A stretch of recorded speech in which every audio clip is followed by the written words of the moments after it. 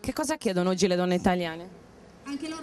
Rispetto fondamentalmente per il proprio ruolo, per l'impegno che una mette nella famiglia, nella società, una società più giusta che consenta a tutti di esprimere le proprie potenzialità senza essere oppressa per le proprie, come dire, mi ha colpito molto il punto che ha toccato la Pizzorno, quando ha detto che anche le minorenni che erano alla corte di Berlusconi sono le prime vittime di questa cosa. Opprimere le donne per le proprie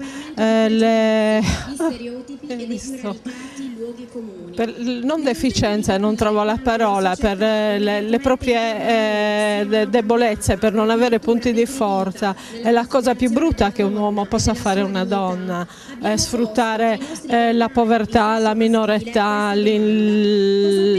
la debolezza anche per il fatto di non essere semplicemente cresciuta.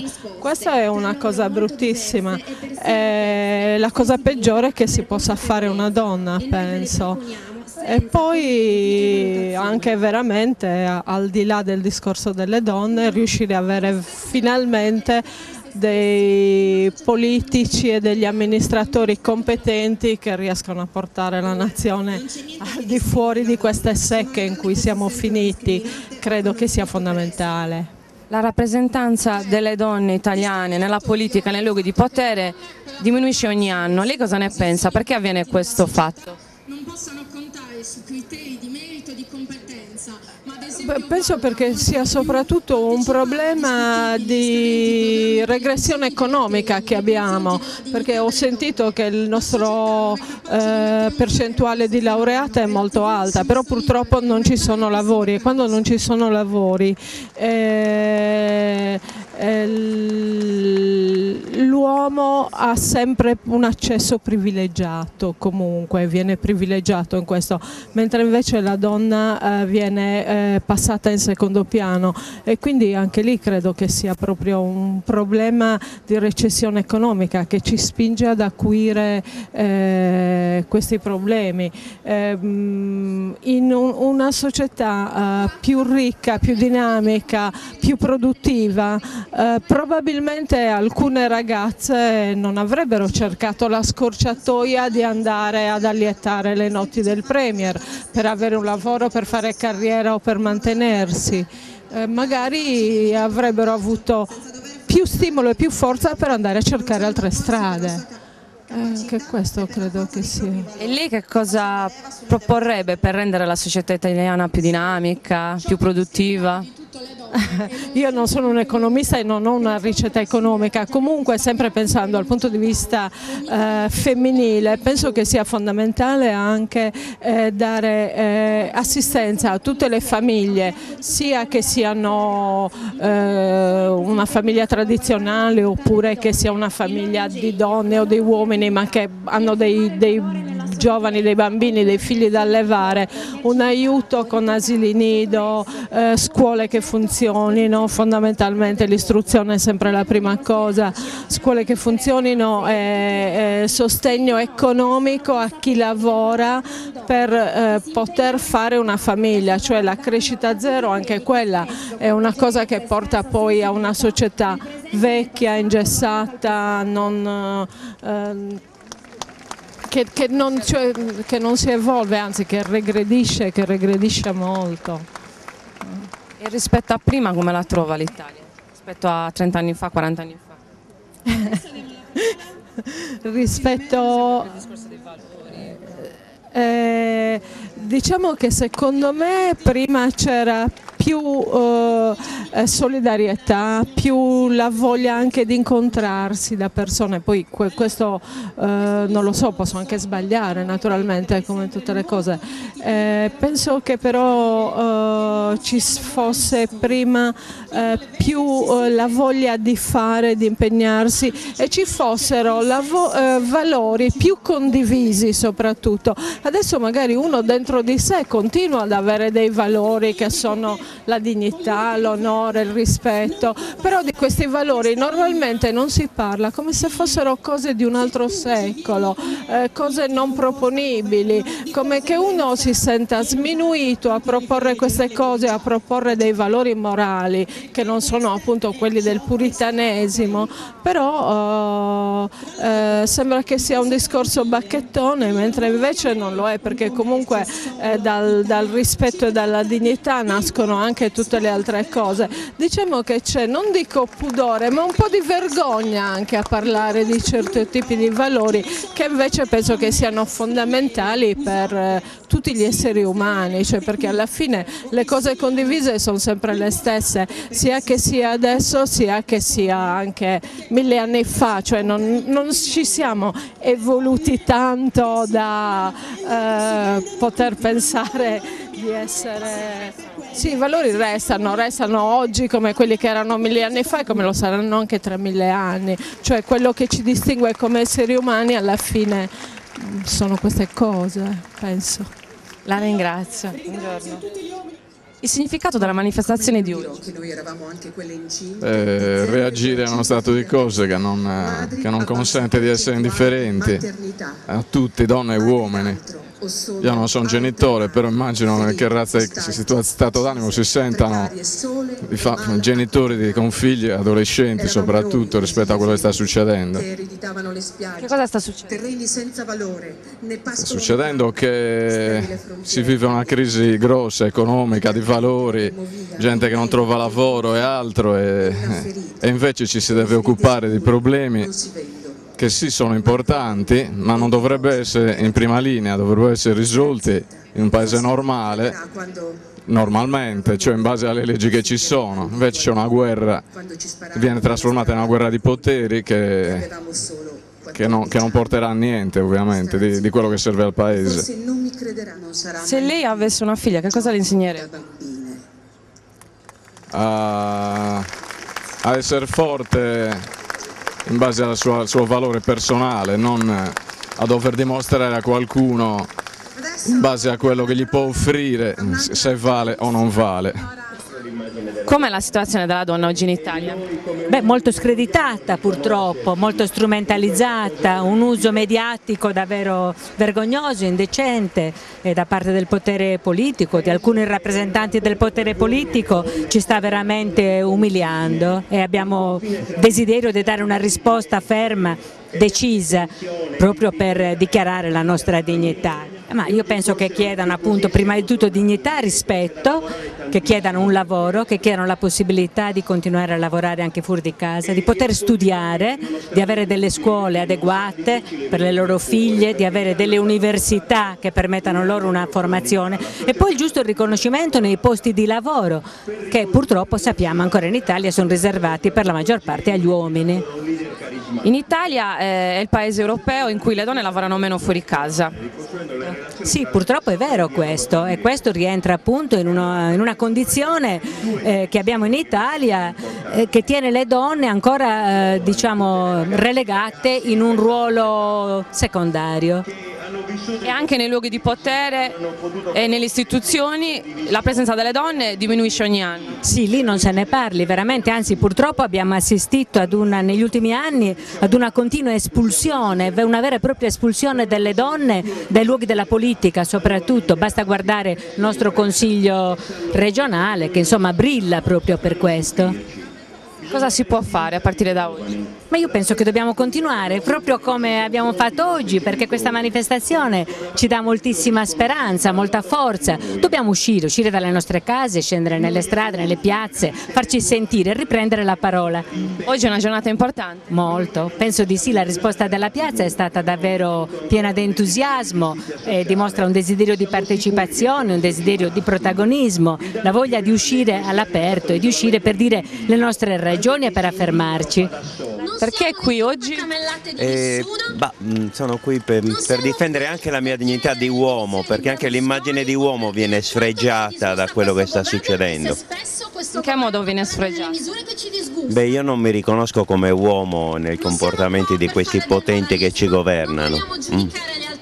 Quali sono i valori di un uomo? Parla di moralismo e i malafede. Forse gli stessi di una donna, di essere onesti, di fare le cose corrette, giuste. Manca la correttezza. Sì, sì. Manca l'onestà intellettuale. Che cosa chiedono le donne italiane oggi?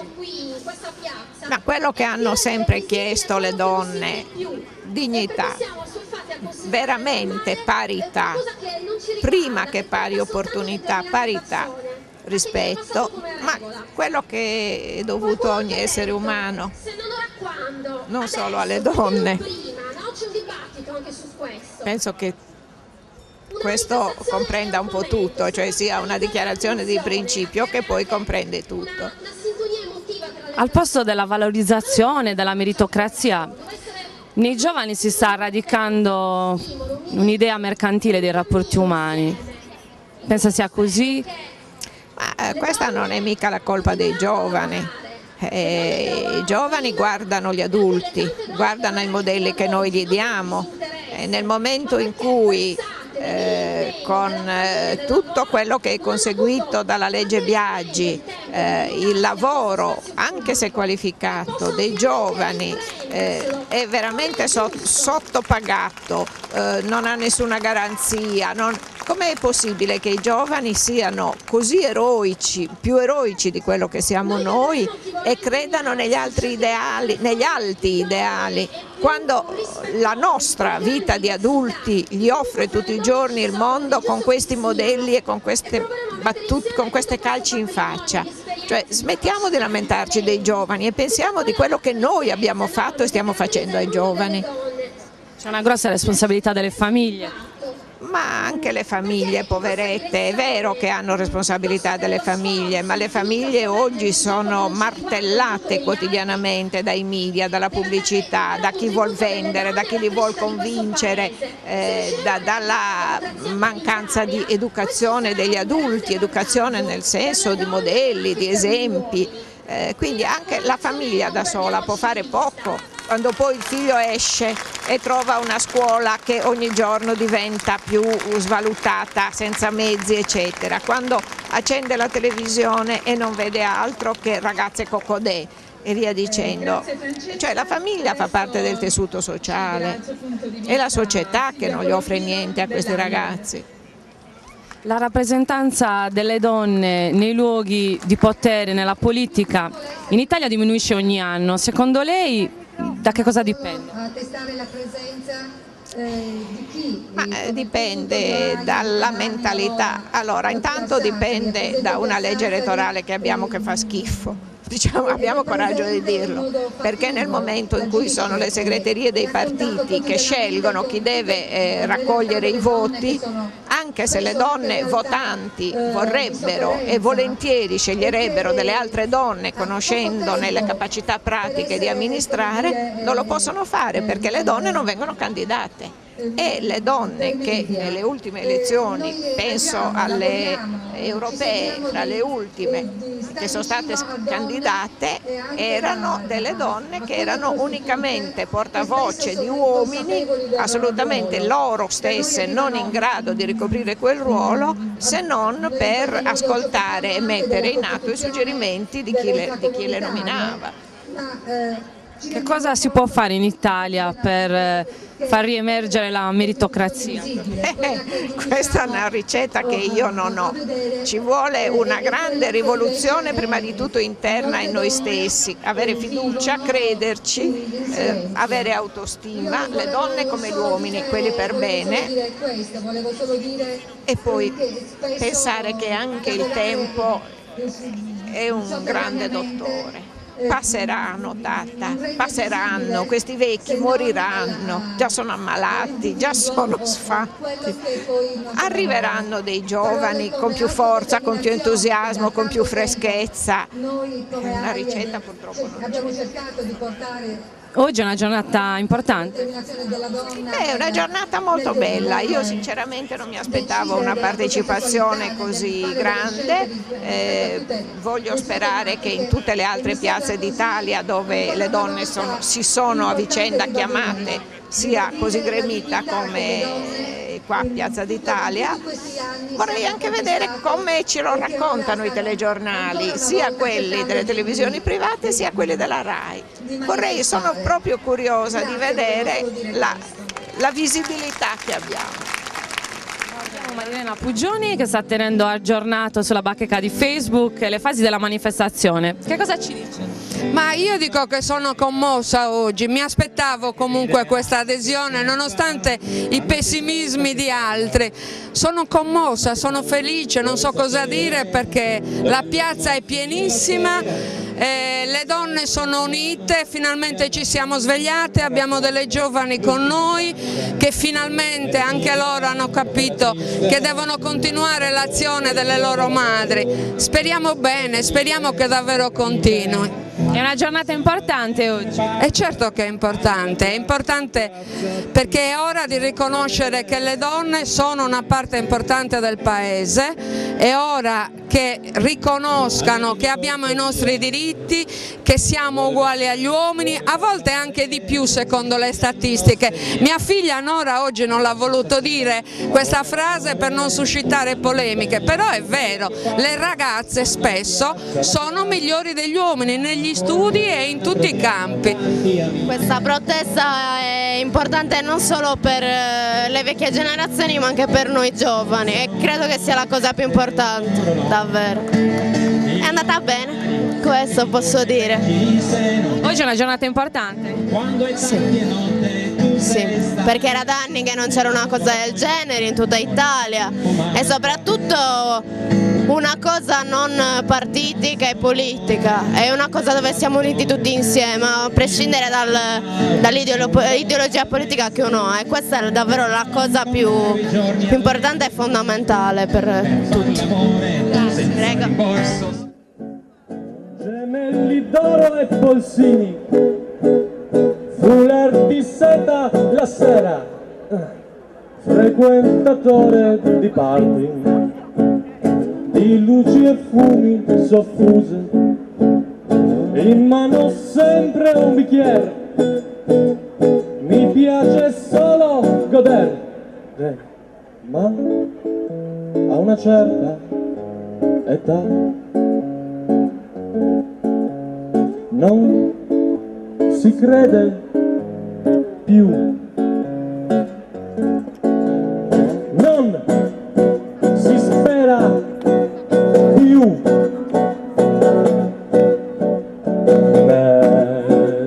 nell'amore, quello vero, nella penombra suadente della mia casa mondana.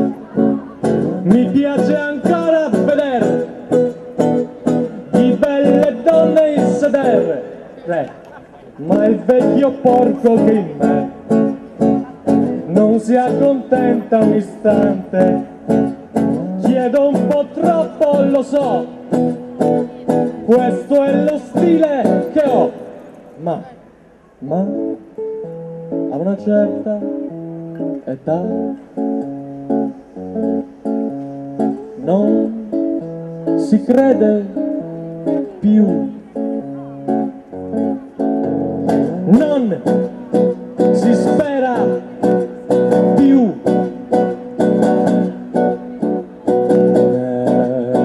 nell'amore, quello vero, ra-ra-ta-ta-ta-ta-ta, ra-ta-ta-ta-ta-ta-ta. E quando sono un po' giù, tiro di coca all'insù, ma a una certa età non si crede più, non si spera più.